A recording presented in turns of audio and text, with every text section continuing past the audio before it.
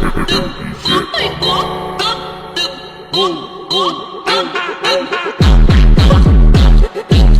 बहुत स्वागत है आप सभी लोगों का इस अमेजिंग से सेशन के अंदर।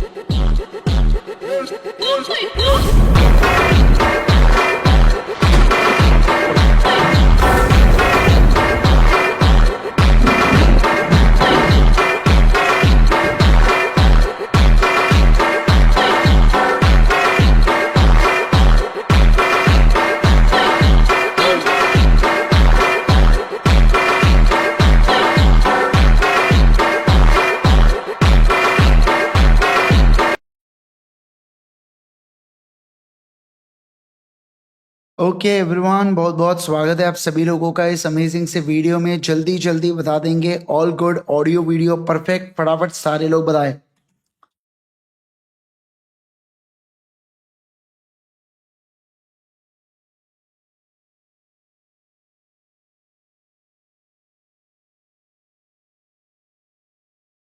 जल्दी जल्दी सारे लोग मेरे को एक बार ऑडियो वीडियो चेक दे देंगे। All good, all perfect, all बढ़िया।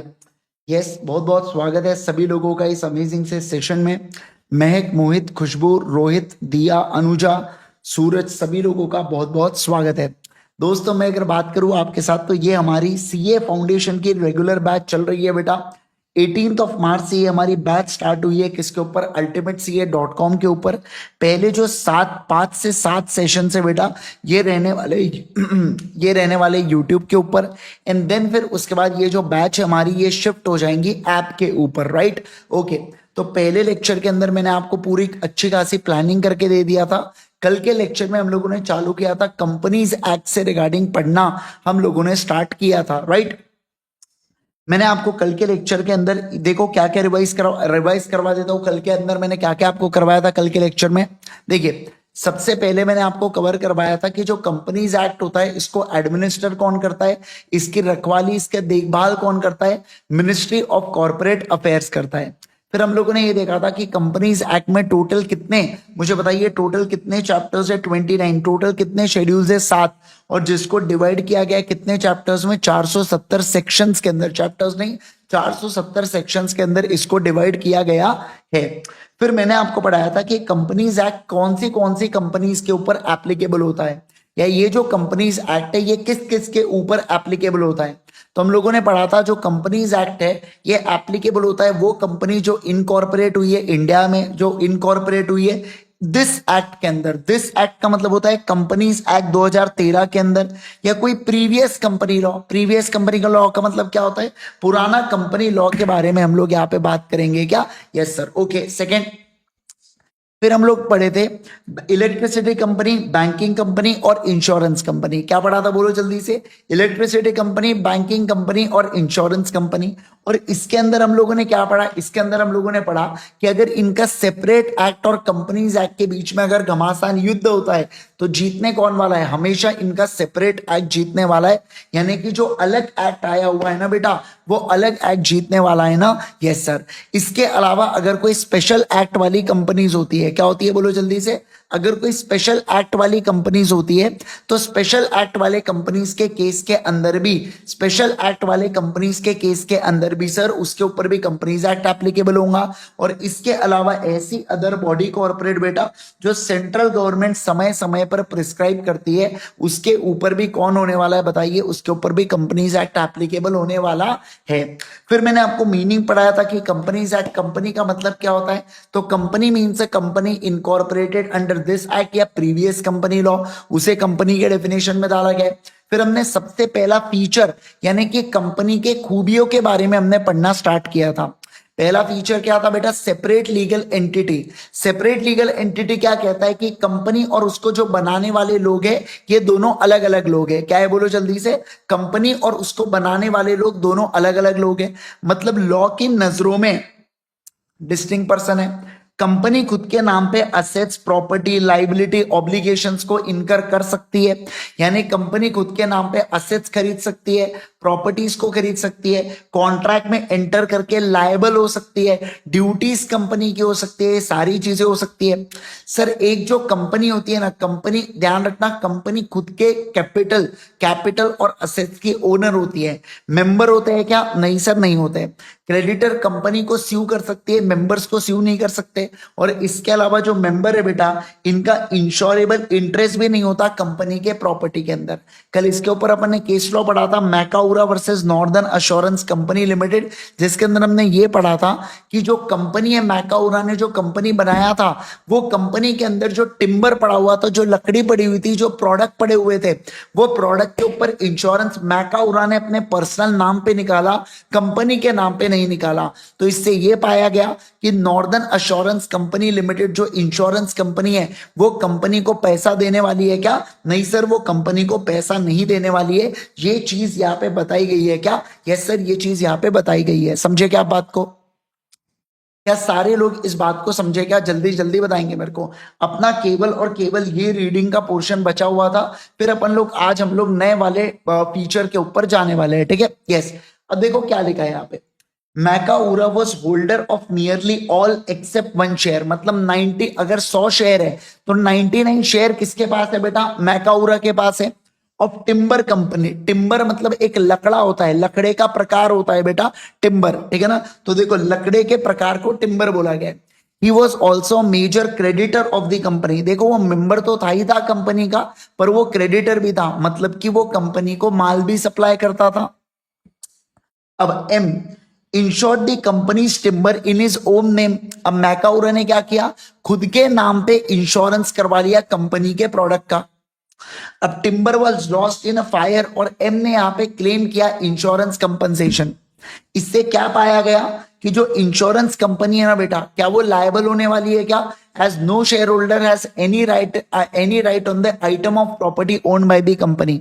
एक बात ध्यान रखना सर, इस केस के अंदर जो है ना, यहाँ पे लाइबिलिटी नहीं होने वाली है। किसकी सर? यहाँ पे लाइबिलिटी नहीं होने वाली है। किसकी लाइबिलिटी नहीं होने वाली है सर? ऑब्वियस सी बात है, कंपनी की लाइबिलिटी, इंश्योरेंस कंपनी की लाइबिलिटी नहीं होने वाली है सर।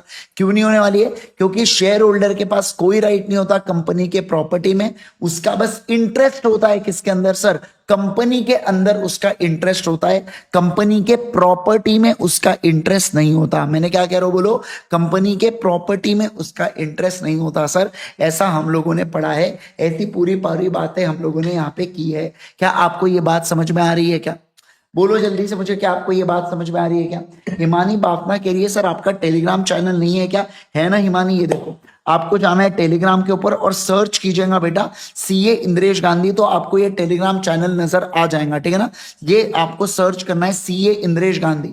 अगर किसी, ये देखो t.me/CA इंद्रेश गांधी, या किसी को अगर स्कैन करना है तो आप इसको स्कैन भी कर सकते हैं, तो आप हमारे टेलीग्राम चैनल में जुड़ जाएंगे, ठीक है ना? यस, ये मेरा पर्सनल टेलीग्राम चैनल है। इसके अलावा आपके पास अल्टीमेट सीए का भी टेलीग्राम चैनल होना चाहिए। ये देखो अल्टीमेट सीए क्लासेस, क्या है ये? अल्टीमेट सीए टेलीग्राम नाम है इसका। अगर किसी को चाहिए तो आप पॉज करके इसको स्कैन कर सकते हैं और इस टेलीग्राम चैनल को भी जुड़ जाइएगा बेटा, ठीक है? ओके सर, कल के नोट्स मैंने ऑलरेडी भेज चुका हूं। कैसी बातें कर रहे हो यार, ऐसा मत बोलो, चुपता है मुझे, है ना? ऐसा, ये देखो आप मेरे चैनल पे जाएंगे और चैनल पे जाने के बाद आपको क्या करना है? नहीं सर, ये देखो, ये मैंने आज के लेक्चर की लिंक भेजा हूं, इसके ऊपर आप जाएंगे तो देखो कंपनीज एक्ट लिखा हुआ है यहाँ पे। मैंने ये पीडीएफ कल के नोट्स ऑलरेडी सेंड कर दिया हो बेटा, ठीक है ना? चलो यस, चले आगे बढ़े क्या? बोलो बोलो बोलो, आगे बढ़े क्या? समझ में आ गया सभी लोगों को क्या करना है करके? क्या सभी बच्चों को ये बात समझ में आ गई क्या? परफेक्ट है, ओके परफेक्ट। चलिए सर, आइए अब आगे बढ़ेंगे नेक्स्ट वाले पॉइंट के ऊपर। अभी तक सारे लोगों को, जो भी बच्चे, मुझे बताइए, जो भी आप देख रहे हो, चाहे लाइव देख रहे हो रिकॉर्डेड देख रहे हो, मुझे कमेंट के अंदर बताइए, क्या आपको इतनी बातें जितनी मैंने अभी तक बताया ये बिल्कुल क्लियर है क्या? है ना? मैंने आपको ये भी बता दिया बेटा कि मैकाउरा वर्सेस नॉर्दर्न अश्योरेंस कंपनी, आपको सिर्फ नाम को ध्यान रखना है बेटा। इस कहानी के अंदर क्या हुआ ये आपको ध्यान रखने की जरूरत नहीं है। आपको एग्जाम में कहानी नहीं आती पूछने के लिए, क्योंकि समझना, ये मास्टर केस लॉज होते हैं। मास्टर केस लॉ का मतलब क्या है, पूरे दुनिया में ये केस लॉ फेमस है बेटा, ये एक लॉ की तरह बन चुके हैं। तो जब आप सिर्फ इनका नाम भी लिख के आ जाओगे ना, तो ऐसा अज्यूम कर लिया जाता है कि सामने वाले व्यक्ति को, जो पेपर चेकर है, उसको पता है कि इसके अंदर क्या हुआ है, या वो ये अज्यूम कर सकता है कि आपको पता है कि इस केस के अंदर क्या हुआ है, तभी आप इसका नाम लिख के आ रहे हो। अब क्योंकि फाउंडेशन लेवल पर पहली बार बच्चा लॉ पढ़ता है, तो उसको ये भी डाउट हो सकता है, सर मैं ऐसा लिखूं, northern assurance company limited versus Macaura लिखो तो चलेगा क्या? नहीं चलेगा। मैंने कल इन दोनों पॉइंट का रेलेवेंस बताया था आपको। जो व्यक्ति पहली बार कोर्ट ऑफ लॉ में जा रहा है तो उसका नाम पहले आता है, यानी कि मैकाउरा। क्या, जो व्यक्ति पहली, जिसके अगेंस्ट वो जा रहा है, यानी कि जो डिपेंडेंट बनने वाला है, उसका नाम बाद में आता है। क्या कह रहा हूं मैं, बोलो, उसका नाम बाद में आता है। समझे क्या आप बात को? तो ये केस लॉ अपने को पेपर में लिख के आना है। क्या, बिल्कुल बिल्कुल, ये एक इंपॉर्टेंट केस लॉ है जो आपको पेपर में लिख के आना है। समझे क्या? आपको ये एक्सप्लेनेशन लिखने की कोई जरूरत है क्या? नो सर, ये एक्सप्लेनेशन लिखने की जरूरत नहीं है, आप बुक में साइड में क्रॉस कर सकते हैं। ठीक है, ओके सर, चलिए अगले पॉइंट के ऊपर चलेंगे। अब देखो क्या सर, नेक्स्ट पॉइंट है यहाँ पे परपेचुअल सक्सेशन। कौन सा पॉइंट है, बोलो जल्दी से मुझे। परपेचुअल सक्सेशन, अगला पॉइंट मैं आपको पढ़ाने जा रहा हूं। सेकेंड पॉइंट आप सभी लोग डालेंगे हेडिंग, सेकेंड पॉइंट में लिखो बेटा परपेचुअल सक्सेशन। परपेचुअल सक्सेशन,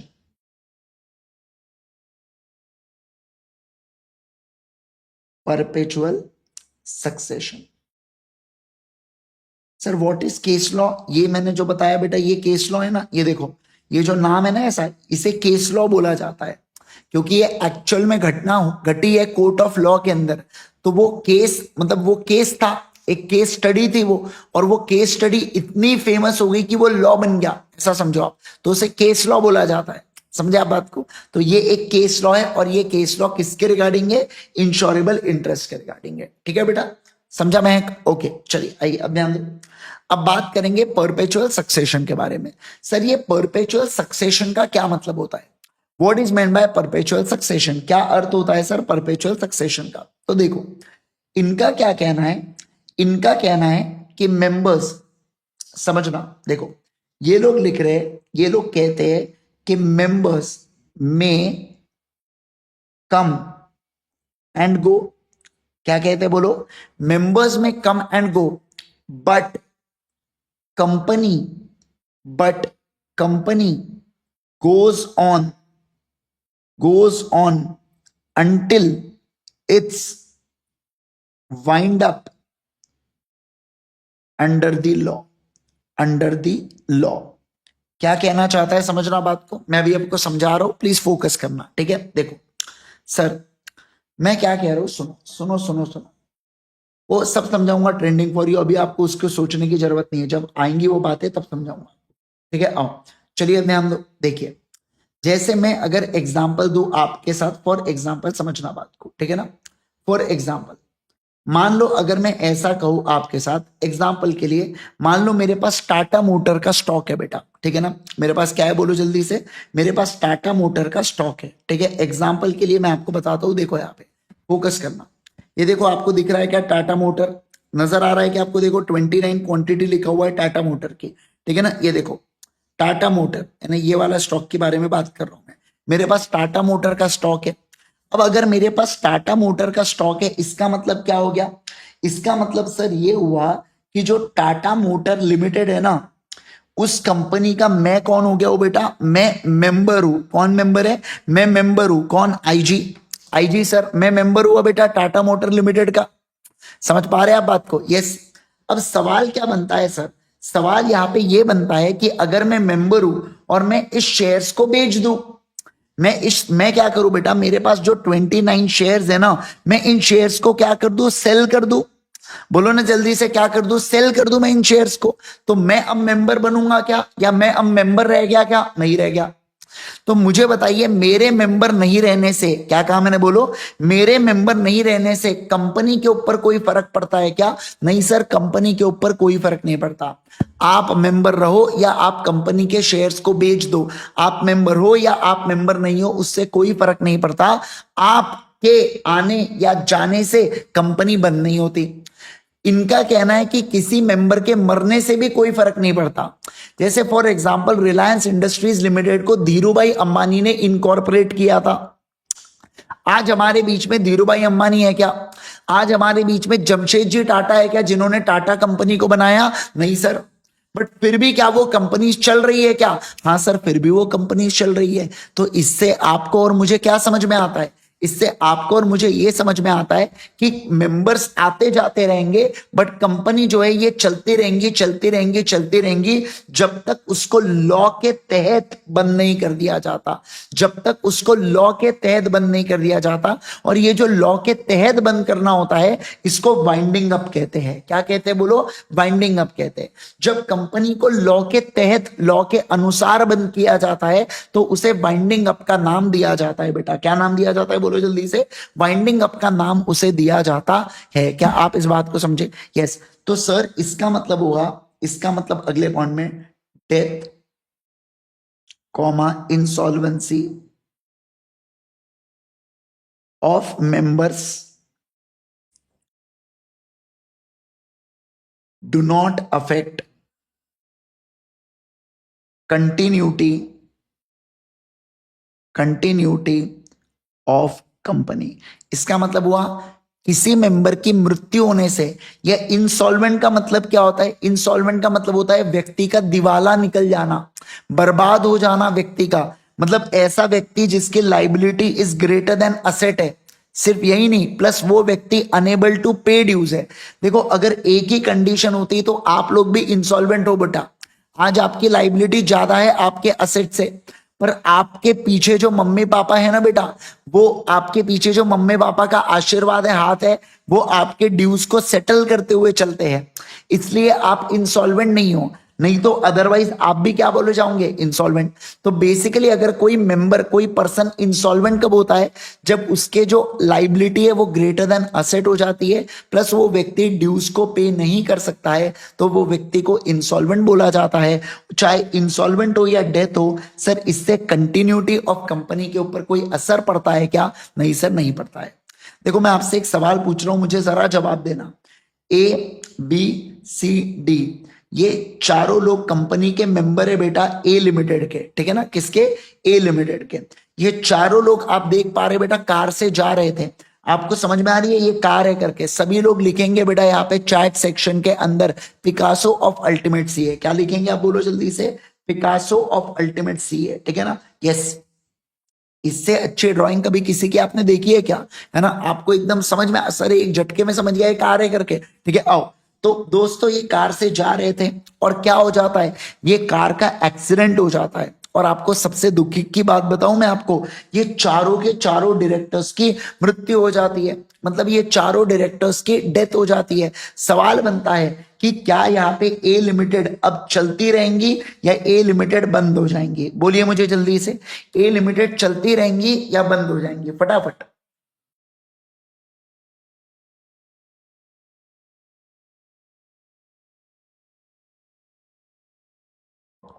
बोलो ना। सर डेथ होती हुई भी दिख रही है सर। कार से ही समझ में आ रहा है सर डेथ होने वाली है करके, है ना? दिया पटेल कह रहे हैं चलती रहेंगी, मिसल कह रहे हैं, मिसल तेली कह रहे हैं चलती रहेंगी, अनुजा कह रही है, धनश्री, सभी लोग बोल रहे हैं चलती रहेंगी, चलती रहेंगी। बस मैं भी तो वही कह रहा हूं कि चलती रहेंगी। क्यों? क्योंकि कंपनी के अंदर सुपर पावर होती है बेटा, किसकी? परपेचुअल सक्सेशन की। किसकी बोलो जल्दी से? परपेचुअल सक्सेशन की। तो कंपनी और मेंबर, यानी कि कंपनी और कंपनी को बनाने वाले अलग है। फिर इसके अलावा कंपनी जो है वो चलती रहेंगी, वो कभी बंद होती है क्या बेटा? नहीं सर, नहीं होती है। भले मेंबर्स आते जाते रहे, मेंबर की डेथ हो जाए, इंसॉल्वेंट हो जाए, बट फिर भी कंपनी चलती रहेंगी। ओके सर, आइए मैं आपको रीड कराता हूं बुक से। देखो, मेंबर्स में die but company goes on until it is wound up on the ground specified by the act। तो जो रीजंस एक्ट के अंदर दिए गए उसी के चलते कंपनी बंद हो सकती है, अदरवाइज कंपनी बंद हो सकती है क्या? नहीं सर, अदरवाइज कंपनी बंद नहीं होंगी। ओके अगला, next. The shares of company may change hands infinitely, but that does not affect existence of company। जैसे टाटा मोटर के शेयर्स मेरे पास है, मैं उन शेयर्स को बेच देता हूं बेटा, तो मैं क्या कहूंगा यहाँ पे आप लोगों के साथ, मैं ये कहूंगा कि सर कंपनी बंद हुई क्या उससे? नहीं सर, उससे कंपनी बंद नहीं हुई। ठीक है, अब देखो, since company is an artificial person created by law, natural person नहीं है कंपनी, आप और मैं नेचुरल पर्सन है बेटा। क्यों? क्योंकि हम सांसें ले सकते हैं बेटा, समझ रहे हैं आप बात को, हम शादी कर सकते हैं और ऐसे अलग अलग कुछ कुछ चीजें हम लोग कर सकते हैं, natural person. But company natural person नहीं है, आर्टिफिशियल पर्सन है। मतलब क्या? कुछ चीजें नेचुरल पर्सन की छोड़ के कंपनी आर्टिफिशियल वाली सारी चीजें कर सकती है। तो लॉ ही क्या कर सकता है बेटा? इसको एंड ला सकता है, इसके लाइफ को। इसका मतलब है ये डेथ या इंसॉल्वेंसी ऑफ मेंबर से इससे कोई फर्क पड़ता है क्या? नहीं सर, नहीं पड़ता है। समझे क्या बात को? Yes sir. ओके, तो यहाँ पे लिखा गया कंपनी के अंदर 7 मेंबर्स है, जिसके अंदर सारे के सारे लोग मर जाते हैं बेटा। सवाल बनता है कि ये कंपनी क्या चलती रहेंगी? क्या बिल्कुल चलती रहेंगी? अनलाइक पार्टनरशिप फॉर्म होती तो बंद हो जाती, बट कंपनी है इसलिए चल रही है। समझ गए क्या आप बात को? यानी सर आपका कहना है कि पार्टनरशिप के अंदर 4 पार्टनर्स होते और पार्टनर्स मर गए होते तो फॉर्म बंद बंद, लेकिन कंपनी का ऐसा नहीं होता है। कंपनी के केस में कोई प्राइवेट कंपनी और उसमें 2 पार्टनर्स है, या सॉरी उसके अंदर 4 मेंबर्स है या 6 मेंबर्स है, तो जब तक क्या नहीं होता, जब तक कंपनी बंद नहीं होती तब तक कंपनी चलने वाली है। यानी कि मेंबर्स तो आते जाते रहेंगे बट कंपनी पे कोई असर नहीं पड़ता है। क्या आपको इतनी बातें समझी? सभी लोग जल्दी से बताएंगे मुझे, क्या आपको इतनी बातें एब्सोल्युटली क्लियर है क्या? फटाफट फटाफट जल्दी से बोल दो मुझे, क्या इतनी बातें एब्सोल्युटली क्लियर? ओके, क्या मैं आगे बढ़ सकता हूं? सभी लोग फटाफट फटाफट बताएंगे, क्या मैं आगे बढ़ सकता हूं क्या? यस, चलिए आइए अब हम लोग बढ़ेंगे लिमिटेड लाइबिलिटी की ओर। तीसरा पॉइंट अपना चालू होने जा रहा है, जिसका नाम क्या है बेटा? Limited liability. क्या नाम है बोलो जल्दी से? Limited liability. फटाफट पॉइंट डालेंगे जल्दी से। थर्ड पॉइंट आता है यहाँ पे, limited limited liability. Limited liability, limited liability. अब देखो सर, इसका क्या कहना है? इसका कहना है कि जो कंपनी है ना, वो 3 प्रकार की होती है। कंपनी वैसे तो अलग अलग प्रकार की होती है, बट मेजरली कंपनी को जब हम शेयर कैपिटल में बांटते हैं तो वो 3 प्रकार की होती है। कौन सा?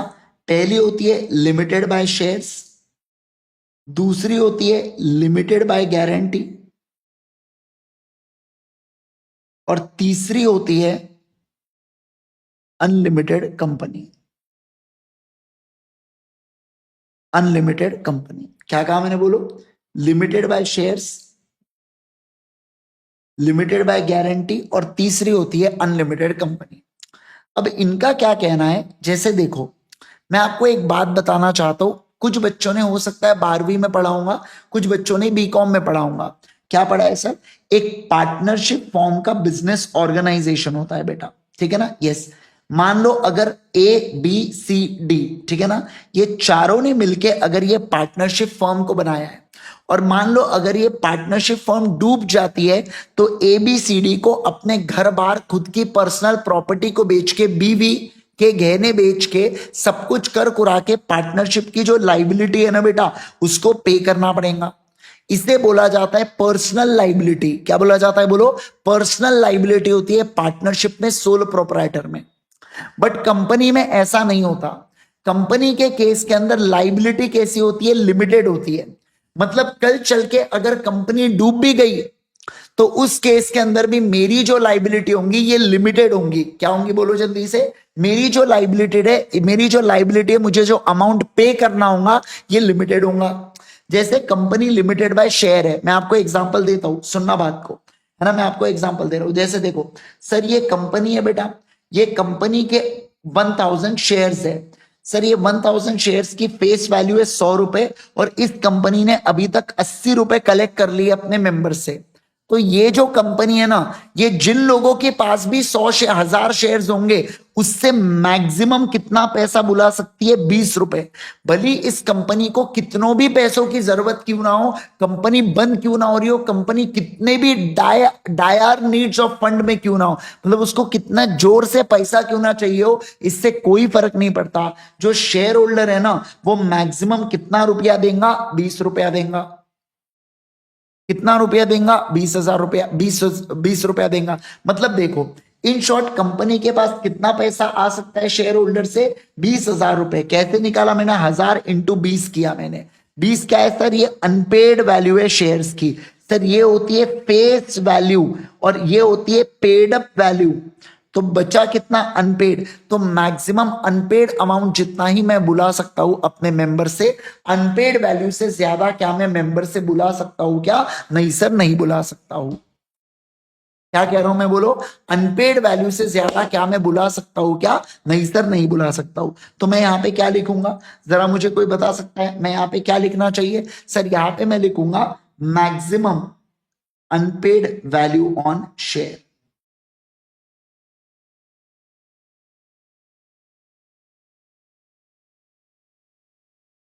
क्या बोलूंगा? बोलो। Maximum unpaid value on share. क्या इतना क्लियर है क्या? बोलो मुझे जल्दी से, क्या आपका इतना क्लियर है? यस। तो मुझे जरा एक बात बताओ सारे लोग, देखो सर आप हो, ये कौन हो बेटा? ये आप हो, ठीक है। यस, आपने है ना, फॉर एग्जाम्पल आपने रिलायंस इंडस्ट्रीज के शेयर्स खरीदे। आपके पास रिलायंस इंडस्ट्रीज के 100 शेयर्स है बेटा।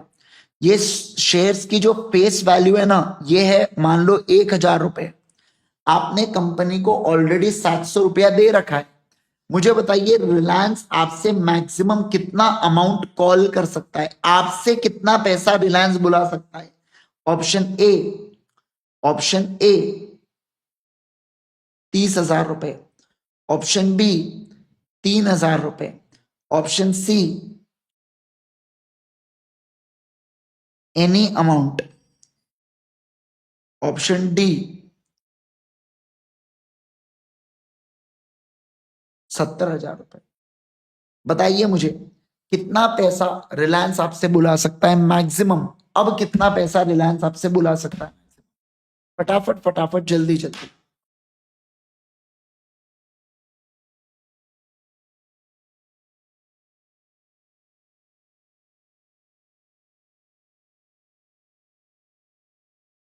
बताइए बेटा कितना पैसा रिलायंस आपसे बुला सकता है?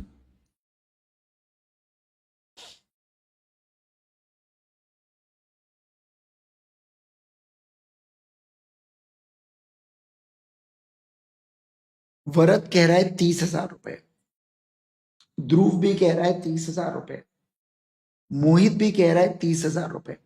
आंसर बिल्कुल सही है, ए ऑप्शन। सर कैसे निकाले आपने? देखो फेस वैल्यू था 1,000 रुपए, माइनस कर दो 700 क्योंकि ये आ चुका है, बचा कितना? 300 रुपए। इंटू इसके पास कितने शेयर्स है? आपके पास 100 शेयर्स है, तो आएगा कितना अमाउंट? 30,000 रुपए अमाउंट आने वाला है। तो ये इसका आंसर रहेगा। समझे क्या आप बात को? अरे बोलो ना जल्दी से मुझे, है ना। यस। तो मैक्सिमम आपसे रिलायंस कितना पैसा बुला सकता है? अनपेड अमाउंट ऑफ शेयर जितना पैसा आपसे बुला सकता है सर, उससे ज्यादा पैसा नहीं बुला सकता। अब एक दूसरी कंपनी होती है जिसे लिमिटेड बाय गारंटी कहा जाता है। अब देखो लिमिटेड बाय शेयर्स में क्या होता है कि कंपनी आपको शेयर्स देती है, आप कंपनी को पैसा देते हो, ठीक है ना। और ये आप कभी भी दे सकते हो, जब कंपनी जीवित है, कंपनी मर रही है, कंपनी मर चुकी है, कभी भी आपसे अनपेड अमाउंट जितना बुलाया जा सकता है। पर कुछ कंपनीज होती है जिन्हें लिमिटेड बाय गारंटी बोला जाता है, जिनको शुरुआत में पैसों की जरूरत नहीं होती है। बट वो लोग क्या कहते हैं? वो लोग कहते हैं हमारा खुद का, जो हमारे मेंबर्स लोग, डायरेक्टर्स लोग हैं ना, वो खुद ही अपने आप में पैसा बहुत ला लेंगे, या कंपनी को इजीली लोन मिल रहा है बाहर से, तो हमको शुरुआत में पैसों की जरूरत नहीं है, बट हमें कुछ लोगों से गारंटी चाहिए। क्या चाहिए? गारंटी चाहिए कि अगर कल चल के कंपनी डूबी तो आप उस समय में अगर कंपनी को जरूरत पड़ी तो आप एक अमाउंट को कंट्रीब्यूट करोगे। मतलब क्या? सुनो, गारंटी कंपनी के केस में शेयर्स नहीं होते। जैसे मान लो ये कंपनी है बेटा, तो इसके अंदर ए, बी और सी, इन तीनों पर्सन ने क्या दिया है? कंपनी को गारंटी दिया है 1,00,000 रुपए की। इनका क्या कहना है? देखो इनका कहना है कंपनी यहां पे चालू हुई है और कंपनी यहां पे वाइंडिंग अप हो रहा है कंपनी का। तो इनका ये कहना है कि जब यहाँ पे कंपनी वाइंडिंग अप होगा ना कंपनी का, तो उस केस के अंदर कंपनी के क्या किया जाएगा सर? यहाँ पे कंपनी को असेट्स को सेल किया जाएगा। सेल करके क्या आएंगे? पैसे आएंगे, और पैसे से क्या होगा? कंपनी के लाइबिलिटीज को पे करेंगे हम लोग, बराबर है ना। यस। और मान लो अगर ये पैसे कम पड़ गए, क्या हो गए बोलो जल्दी से, ये जो पैसे है ना ये कम पड़ गए, तो इस सिचुएशन के अंदर हम लोग ये ए बी और सी से यहां पे पैसे बुला सकते हैं, कितना, मैक्सिमम 1-1 लाख रुपए, जितने की उन्होंने गारंटी दिया है। क्या दिया है बोलो जल्दी से उदय, जितने की उन्होंने गारंटी दिया है। क्या आप बात को समझे क्या, मतलब सर आपका ये कहना है, फॉर एग्जांपल देखो कंपनी के असेट्स और यहाँ पे लाइबिलिटीज, मान लो कंपनी के असेट्स है 10 लाख रुपए के, कंपनी की लाइबिलिटीज है 7 लाख रुपए की, तो मुझे बताइए कितना पैसा बुलाया जाएगा, अमाउंट कॉल कितना करेंगे बोलो जल्दी से, जल्दी जल्दी बताओ सर। एक कंपनी बंद हो रही है, कंपनी के असेट्स है 10 लाख के, लाइबिलिटीज है 7 लाख, तो सर हम यहाँ पे एक भी रुपया नहीं बुलाएंगे, क्योंकि असेट्स से जितना पैसा आएगा वो सफिशिएंट होगा लाइबिलिटीज को पे करने के लिए। लेकिन सर ऐसा हुआ असेट है 10 लाख के, लाइबिलिटी है 12 लाख रुपए की, तो इस केस के अंदर असेट को बेच के 10 ही लाख रुपए आए, मैंने 10 लाख को पे कर दिया, तो 2 लाख अभी भी बच गए, तो मैं यहाँ पे कितना पैसा कॉल करूंगा, 2 लाख रुपए। और किनसे कॉल करूंगा ये 2 लाख रुपए, ए बी और सी से, मतलब हर एक पर्सन से कितना पैसा बुलाऊंगा, हर एक पर्सन से 2 लाख डिवाइडेड बाय 3, यानी कि ईच पर्सन से मैं बुलाऊंगा 66,667, ये मैं पर पर्सन बुलाऊंगा। समझे क्या बात को, यस सर। लेकिन मुझे एक बात बताओ, अगर ऐसा होता है कि कंपनी के असेट है 10 लाख के, लाइबिलिटी है 15 लाख की, तो सवाल बनता है कितना पैसा यहाँ पे बुलाएंगे, तो इस केस के अंदर मैक्सिमम आप 3 लाख रुपए ही बुला सकते हो, क्योंकि यहाँ पे इन्होंने पहले से वादा कर रखा है, क्या करके रखा है बोलो जल्दी से, पहले से वादा कर रखा है कि वाइंडिंग अप के समय हम मैक्सिमम 1-1 लाख रुपए देंगे,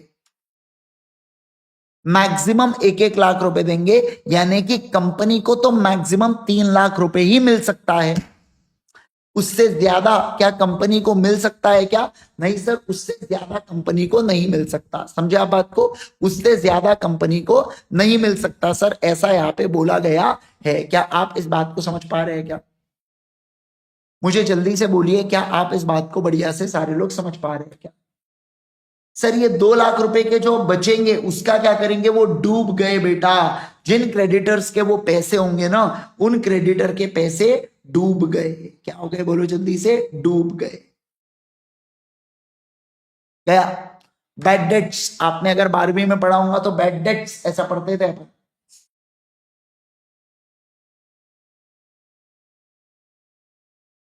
ठीक है। तो इन केस ऑफ गारंटी कमी नहीं कंपनी देखो एट, देखो क्या, देखो लिखो,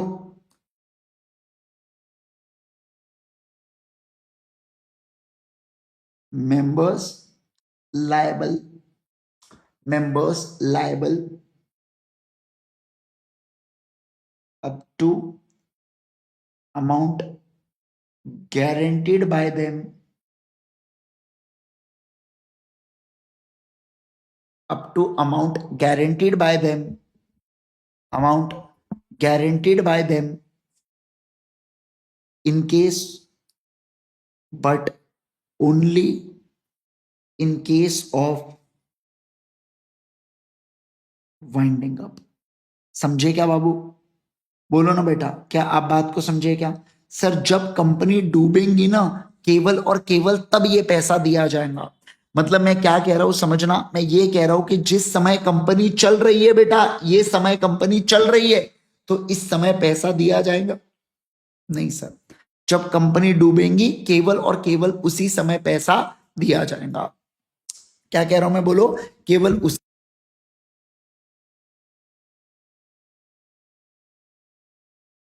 क्या आप ये बात को समझे, सभी लोग जल्दी से बताएंगे मुझे, क्या आप इस बात को समझ पा रहे हैं क्या, फटाफट फटाफट एवरीवन, क्विकली क्विकली एवरीवन, है ना, यस। चलो क्या मैं आगे बढ़ू, सभी लोग जल्दी से बताएंगे मेरे को, क्या मैं आगे बढ़ सकता हूँ क्या, है ना। चलो नेक्स्ट वाले पॉइंट के ऊपर चलेंगे सर, अब हम लोग यहाँ पे अगले पॉइंट के ऊपर चलेंगे, और अगला पॉइंट है सर यहाँ पे unlimited company.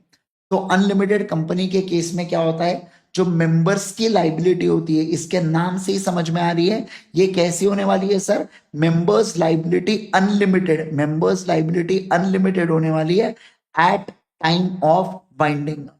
Eight time of winding up. तो इस केस के अंदर वाइंडिंग अप के समय जितना भी पैसा कम पड़ता है वो मेंबर्स को लाना पड़ेगा क्या? यस। अब देखो, मान लो फॉर एग्जांपल ये एक कंपनी है बेटा।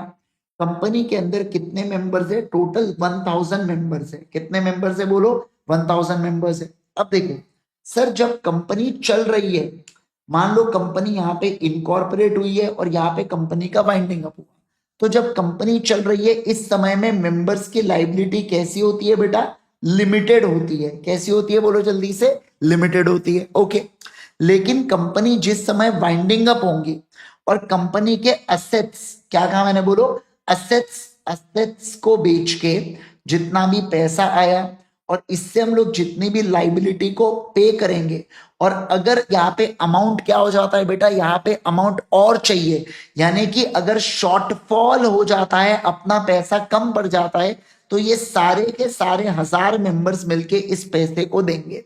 मतलब एग्जाम्पल के लिए देखो, 10 लाख रुपए के असेट से 20 लाख की लाइबिलिटी से 10 लाख नेगेटिव हो गया। 10 लाख डिवाइडेड बाय 1000 कर दो, हर एक पर्सन को 10,000 रुपए देना पड़ेगा क्या? ये सर देना पड़ेगा।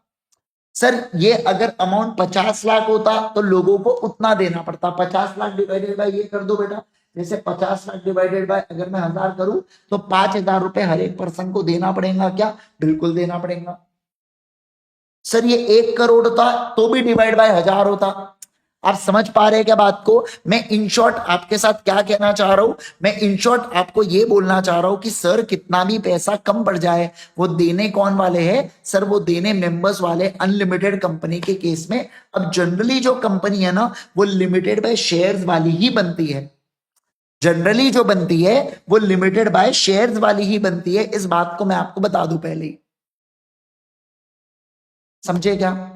बोलो बच्चों, क्या आप इस बात को समझ पा रहे हैं क्या? बोलो बोलो बोलो। यस। तो कंपनी 3 प्रकार की होती है। अगर कंपनी लिमिटेड बाय शेयर्स है तो अनपेड वैल्यू जितनी मेरी मैक्सिमम लाइबिलिटी आएंगी। लिमिटेड बाय गारंटी में जितना मैंने वादा किया हूं at the timing of finding उतना ही पैसा देना पड़ेगा। अनलिमिटेड कंपनी के केस में कोई लिमिट नहीं है, जितना भी शॉर्टफॉल होगा उतना पैसा मेरे को देना पड़ेगा क्या? हाँ सर, उतना पैसा आपको देना पड़ेगा। आइए तीसरे नंबर का पॉइंट मैं आपको पढ़ाता हूं। देखो, in case of limited liability company है ना, the debts of company totality do not become the debts of shareholder. Liability of members of company is limited to the extent of nominal value on shares. Nominal value का ही मतलब होता है face value. क्या मतलब होता है बोलो? Face value. In no case share holders is asked to pay more than unpaid value of share. तो मोर देन अनपेड से ज्यादा आप बुलाओगे क्या? नहीं सर। देखो, in no case, no case मतलब किसी भी केस में आप कोई भी शेयर होल्डर से अनपेड वैल्यू से ज्यादा पैसा मत बुलाओ। ओके। अगला, in case of company limited by guarantee, members are liable only to the extent of amount guaranteed by them, and that too only when companies goes into liquidation. ये केवल तब होगा जब कंपनी लिक्विडेशन में जाएंगी। और unlimited company के case में मैंने आपको समझा दिया कि यहाँ पे जो मेंबर्स की लाइबिलिटी होती है अनलिमिटेड होती है at time of finding up. During the tenure जब कंपनी चल रही है तब मेंबर्स की लाइबिलिटी लिमिटेड होती है, बट अनलिमिटेड तभी होती है जब वाइंडिंग अप होता है। इसके बारे में आगे टाइप्स ऑफ कंपनीज में जब हम लोग देखेंगे तो आपको ऑटोमेटिकली समझ में आ जाएगा। Got it everyone? क्या आपको ये बात समझ में आ रही है क्या?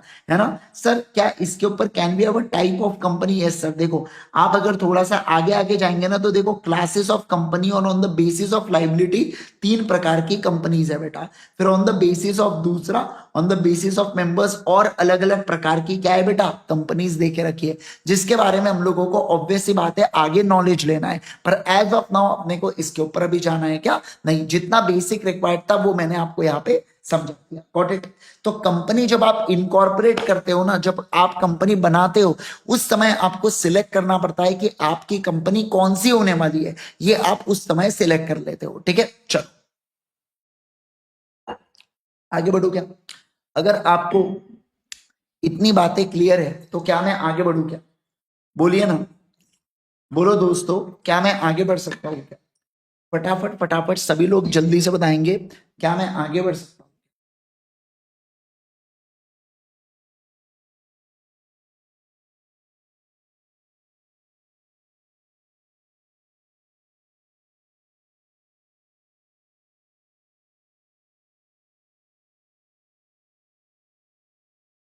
यस, चलिए अब हम लोग बात करेंगे आर्टिफिशियल लीगल पर्सन के बारे में। किसके बारे में बोलो जल्दी से। अब हम लोग बात करने जा रहे हैं आर्टिफिशियल लीगल पर्सन। किसके बारे में बोलो बच्चों, आर्टिफिशियल लीगल पर्सन के बारे में सर अभी हम लोग यहाँ पे चर्चा कर रहे हैं। ठीक है, आइए सारे लोग ध्यान देना, एकदम बढ़िया से फोकस करना जो मैं यहाँ पे कह रहा हूँ अभी। सर ये आर्टिफिशियल लीगल पर्सन का मतलब क्या होता है, what is meant by artificial legal person. तो देखो सर, सारे लोग आ जाओ आ जाओ आ जाओ आ जाओ, अगला पॉइंट डालो, आर्टिफिशियल लीगल पर्सन। फोर्थ,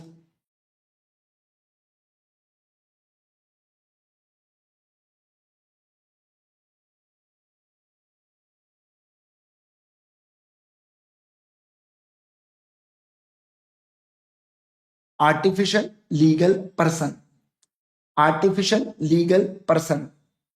ठीक है, आओ क्या लिखा है आर्टिफिशियल लीगल पर्सन के अंदर, आइए समझते हैं। देखो सर इनका क्या कहना है, इनका कहना है कि जैसे एक इंसान, बेटा समझना बात को, ये कौन है बेटा, ये एक इंसान है, समझ रहे आप बात को। ये जो इंसान है और ये जो कंपनी है, इन दोनों के बीच में डिफरेंस है। सर इंसान जो है ना, इसे बोला जाता है नेचुरल पर्सन। क्या बोला जाता है बोलो जल्दी से, नेचुरल पर्सन। और कंपनी को क्या बोला जाता है, कंपनी को बोला जाता है आर्टिफिशियल पर्सन। क्या बोला जाता है बोलो, आर्टिफिशियल पर्सन। अब देखो, क्या इंसान प्रॉपर्टी खरीद सकता है, क्या खरीद सकता है। क्या कंपनी खरीद सकती है, क्या खरीद सकती है। इंसान बेटा यहाँ पे सांसें ले सकता है, सांस मतलब, है ना, शादी के बाद सांस की बात नहीं कर रहा हूं मैं सांस की बात कर रहा हूं, ब्रीदिंग।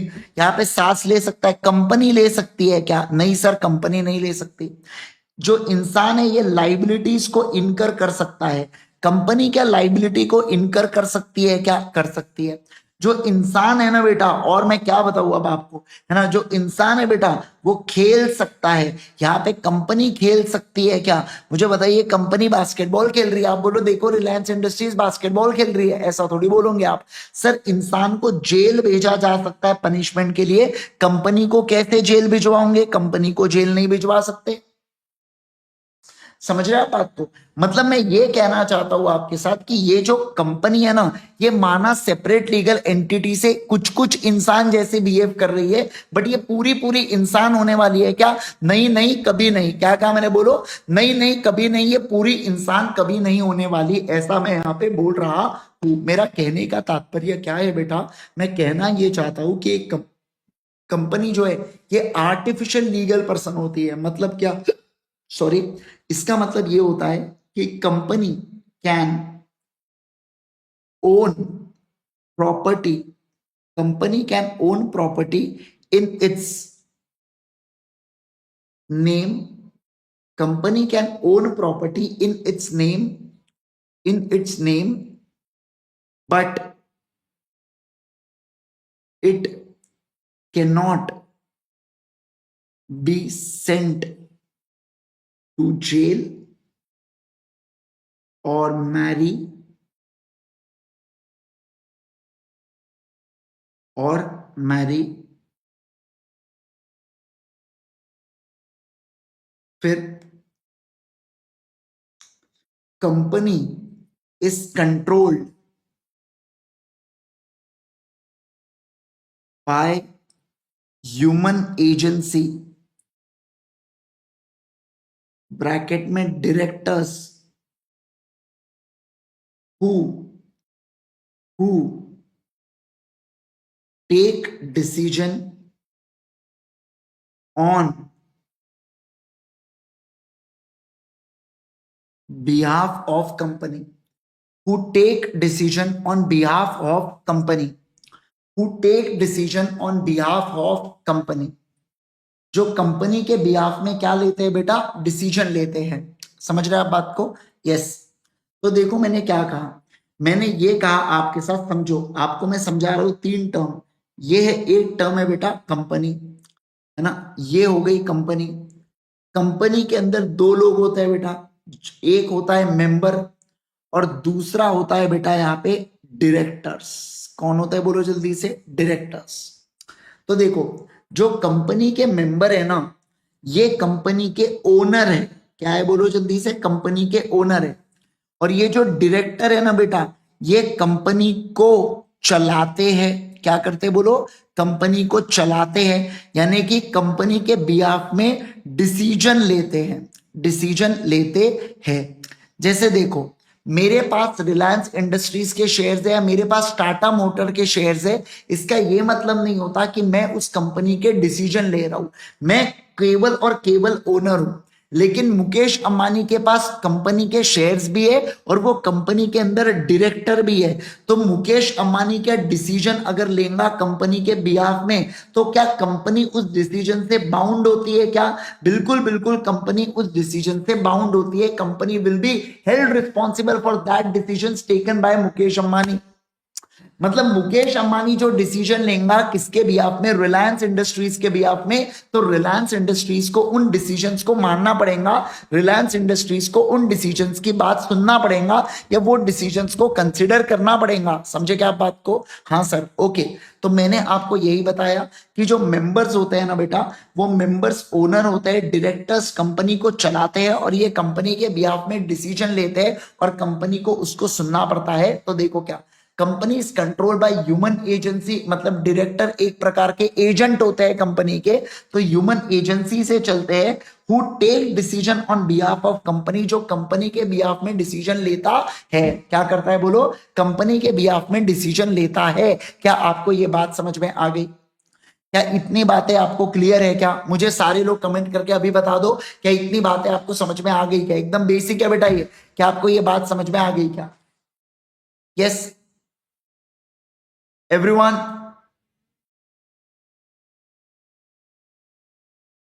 ठूस की तरह मत बैठो, बोलो, कुछ तो बोलो, है ना? हाँ चलो आओ, चलिए देखो देखो देखो देखो, आर्टिफिशियल पर्सन के बारे में बात करेंगे अभी। आइए ध्यान दो। A company is an artificial person जिसको क्रिएट किया गया process of law other than natural birth. वाह, क्या बताया है हमको, मतलब इंस्टीट्यूट मान ही नहीं रहा बेटा, है ना? अब देख, it is a legal and judicial as it is created by law. It is a person since it is cloth with an rights of individual. Sir ये पर्सन के पास जैसे इंसानों के पास राइट होते हैं, वैसे कुछ राइट दे के रखे कंपनी के पास। फर्दर, अब देखो क्या, further a company being separate legal entity, ये can have property, have bank account, raise loans, incur liability, enter into contract. Even members can contract with company, acquires right against it or incur liability to it. It can be sued and be sued on own name, मतलब Reliance industries भी किसी के ऊपर case कर सकती है और कोई रिलायंस इंडस्ट्रीज के ऊपर भी केस कर सकता है। It can do everything which एक natural person can do except send to a jail, oath, marry और practice a learned profession. Hence legal person in its own sense. तो इसको बोला है कि इसलिए इसको आर्टिफिशियल पर्सन बोला जाता है, अपने ओन सेंस में इसको आर्टिफिशियल पर्सन बोला गया है। अब देखो, company is the artificial person. It can act only through some human agency, that is directors. Directors can control the affairs of company and act as its agency, but they cannot be the agents of the members of company. मतलब क्या बोल के रखा है कि Mukesh Ambani Reliance industries का agent है, पर वो मेरा एजेंट नहीं है। मैं मुंबई में जाके नहीं बोल सकता मुक्कू लेने आ जा मेरे को रेलवे स्टेशन पे, समझ रहा बात को, तू मेरा एजेंट है करके, ऐसा नहीं हो सकता। वो रिलायंस इंडस्ट्रीज के एजेंट है। क्या? बिल्कुल बिल्कुल। डायरेक्टर जो है ना, वो अपने आप में या वो ऑथेंटिकेट कर सकते हैं किसी एक डायरेक्टर को कॉमन सील का प्रयोग करने के लिए। अब ये कॉमन सील क्या होता है, ये आगे आप पढ़ने वाले हो। इसका मतलब है कि कंपनी क्या है? कंपनी एक आर्टिफिशियल लीगल पर्सन है। अब इसके अंदर मैं एक और पॉइंट आपको लिखवा देता हूं, वो लिख लो आप। Director director are agent of company and not of members.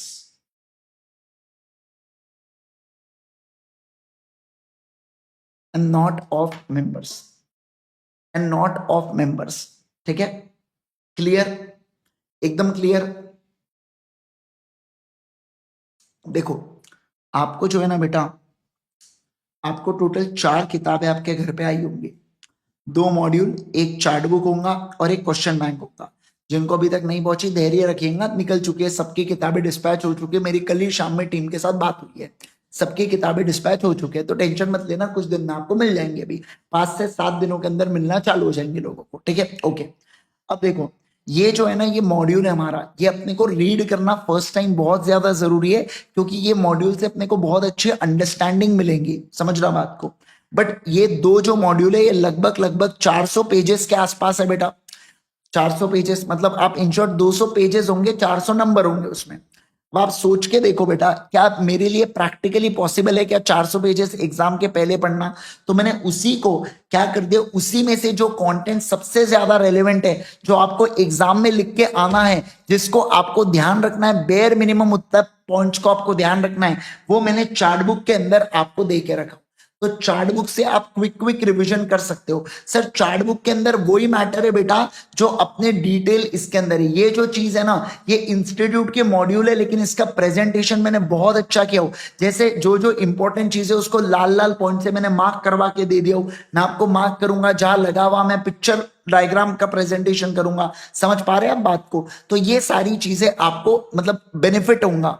तो बाकी जो चार्ट बुक का कंटेंट है उसी को अपने को रिवाइज करना है एग्जाम तक। एक बार आपने डिटेल में मॉड्यूल की अंडरस्टैंडिंग ले ली, एक बार खुद से पढ़ लिया, फिर जब आप चार्ट बुक पढ़ोगे तो आपको समझ में आ जाएगा मेन मॉड्यूल का ही कंटेंट चार्ट बुक के अंदर है, जिसको अपने को बार बार टॉपिक को रिवाइज करना है। कम से कम 3 से 4 रिवीजन अपने को करके जाना है बेटा पेपर से पहले, तब जाके अपने को 70 प्लस मार्क आएंगे लॉ में। 70 प्लस के नीचे सोचना ही नहीं। आप रेगुलर बैच के स्टूडेंट हो, मिनिमम 70 मार्क्स आपको आने ही चाहिए लॉ के अंदर। बस मैं जो जो चीजें, जो जो प्रोसीजर बोलता चलूंगा, जो जो ज्ञान मैं आपको दूंगा, जो बातें मैं आपसे कहूंगा करने के लिए, वो बेयर मिनिमम चीजें आपको करके आना पड़ेगा। आपको कोई मार्क्स लाने से रोक नहीं सकता, है ना। और क्वेश्चन बैंक से ढेर सारे क्वेश्चंस के अपन लोग प्रैक्टिस करेंगे, लिख के भी करेंगे, डिस्कस भी करेंगे, सब चीजें करेंगे इसके अंदर, ठीक है। चलो लेट्स गो। अब आगे बढ़ू क्या मैं? बोलो जल्दी से मुझे, क्या मैं आगे बढ़ू क्या? चलो सर आइए अब ध्यान देंगे नेक्स्ट वाले पॉइंट के ऊपर। अगला पॉइंट मैं आपको पढ़ाने जा रहा हूं, और वो पॉइंट कौन सा है अपना? Common seal. क्या है बोलो जल्दी से? Common seal. लिखो fifth point, fifth point common seal.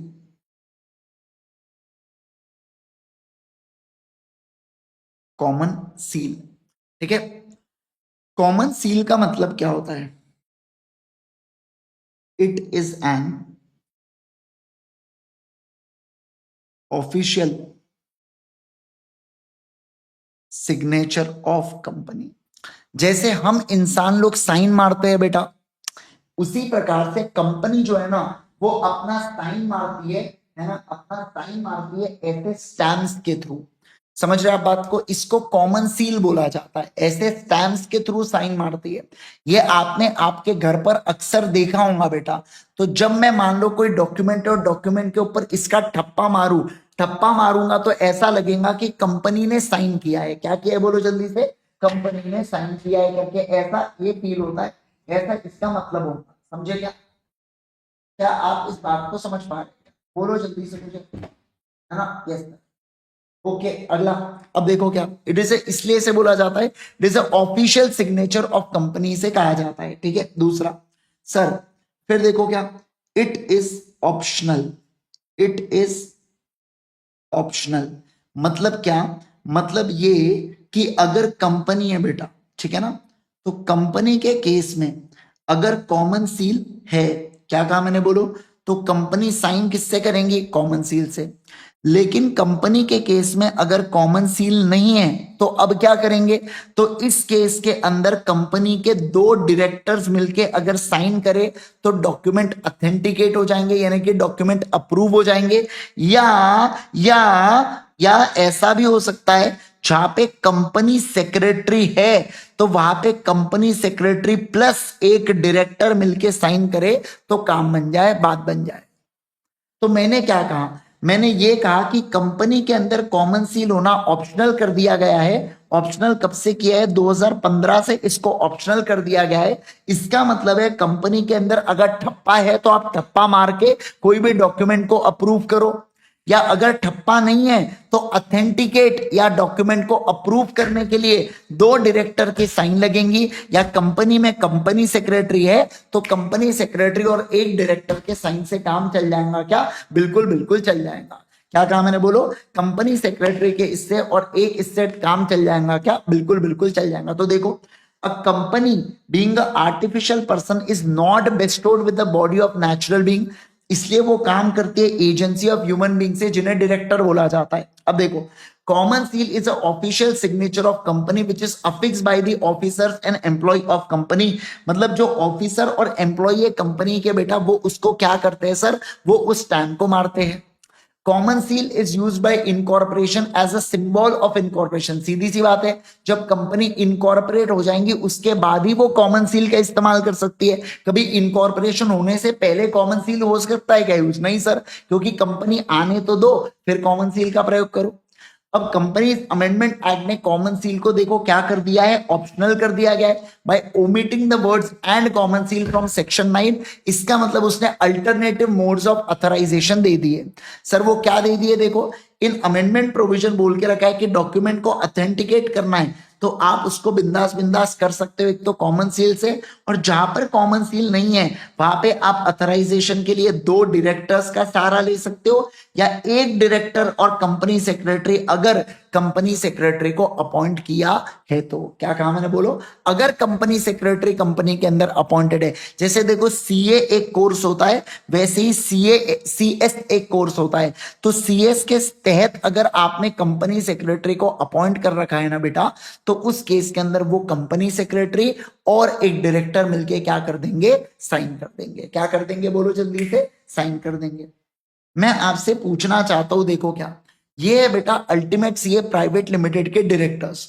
मुझे बताओ, अगर अल्टीमेट सीए के पास कॉमन सील है तो हम कॉमन सील का ठप्पा इस्तेमाल करेंगे, या मान लो हमको कोई डॉक्यूमेंट को ऑथेंटिकेट करना है और कॉमन सील नहीं है तो हम लोग कहेंगे ये 5 में से कोई भी 2 डायरेक्टर की साइन ले लो। या मान लो हमने क्या करके रखा है, वीजी सर हमारे सीएस के फैकल्टी है बेटा, ठीक है ना, मान लो हमने उनको सीएस, अभी वो सीए ही है, वो सीएस नहीं है, पर अभी के लिए अज्यूम करते वो सीएस भी है, तो मान लो हमने उनको अपॉइंट कर रखा है कंपनी में, तो बीजी सर और हम 5 में से कोई भी एक डायरेक्टर मिलके क्या करेगा? साइन करेगा डॉक्यूमेंट को ऑथेंटिकेट करने के लिए। बस ऐसा यहाँ पे बोल रखा है। अगर आपको ये बात समझी तो मुझे बताइए, फिर मैं आगे बढ़ता हूं बच्चों।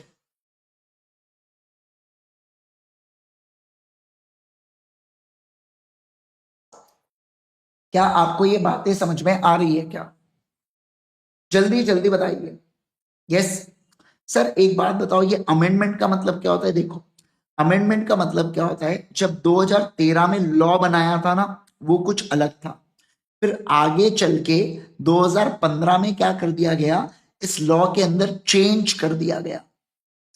इस चेंज को अमेंडमेंट बोला जाता है, ठीक है ना। ये जो अमेंडमेंट है ये 2015 के आगे लगेगा। सर इस इन समय के केस में ये जो 2013 में लॉ आया था वही लगने वाला है। अमेंडमेंट जो है ये 2015 के आगे लगने वाला है। समझे क्या? ऐसा ये उसका मतलब होता है, ये उसका मतलब होता है। Got it? बोलो बोलो बोलो जल्दी से, क्या तुम सभी लोगों को पूरी पूरी बातें समझ में आ गई क्या? सभी लोग फटाफट बताएंगे, क्या आपको ये पूरी पूरी बातें समझ में आ गई क्या? बोलो बोलो। हाँ सर, तो लेक्चर को लाइक करो, करो लेक्चर को लाइक, करते नहीं आप लेक्चर को लाइक, करो लेक्चर को लाइक, है ना। हाँ चलो। बेस्टोड, बेस्टोड का मतलब होता है given right, is provided with a right, ऐसा उसका मतलब होता है।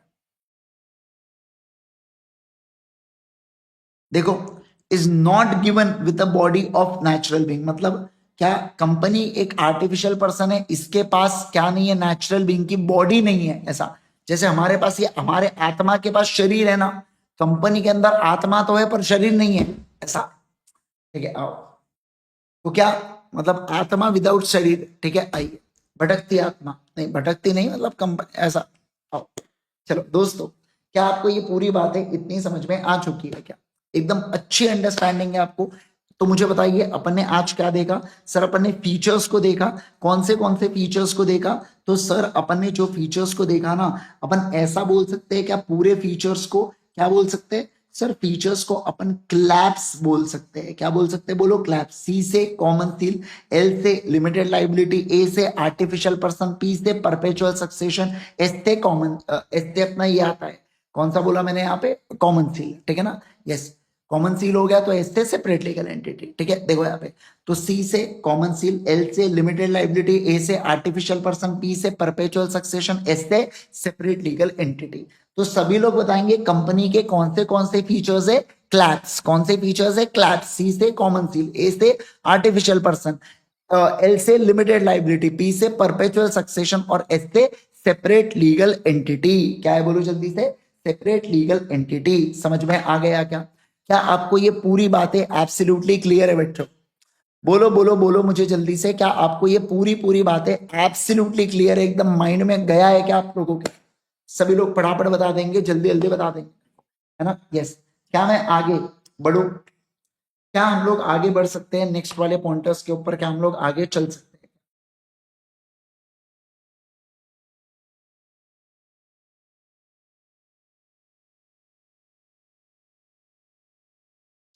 All clear, perfect. किसी को कोई भी doubt, any question, any point अभी तक?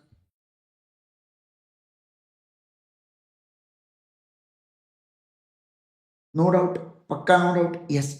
अच्छा मैं आपको एक बात बताना भूल गया कि जो आपको चार्ट बुक मिलेंगी ना, जिन बच्चों को चार्ट बुक मिल गई होंगी, मैं आपको बता दूं, देखो वो 400 पेजेस को, वो 400 पेजेस को मैंने 130 पेजेस के अंदर समराइज कर दिया हूं सर। मतलब चार्ट बुक के अंदर का जो कंटेंट है वो मैं पेपर में लिख सकता हूं क्या? बेटा लिख सकता है, तभी तो किताब दे रहा हूं मैं, है ना? ऐसे सवाल मत पूछना, चाहे मैं नोट्स बना रहा हूं या चार्ट बुक का कंटेंट हो, आप जब तक पेपर में उसका काम नहीं है, मैं फालतू रद्दी बढ़ाने के लिए पेपर वो दूंगा क्या बेटा किताबें? नहीं ना। आप उसको पेपर में लिख पाओ वैसा ही कंटेंट उसके अंदर मैंने डाल के रखा हूं, बराबर ना? तो और जितने भी हमारी रिविजन्स होती है, अभी देखो रेगुलर क्लास होगा, रेगुलर क्लास के बाद हमारी रिविजन्स होती है बेटा।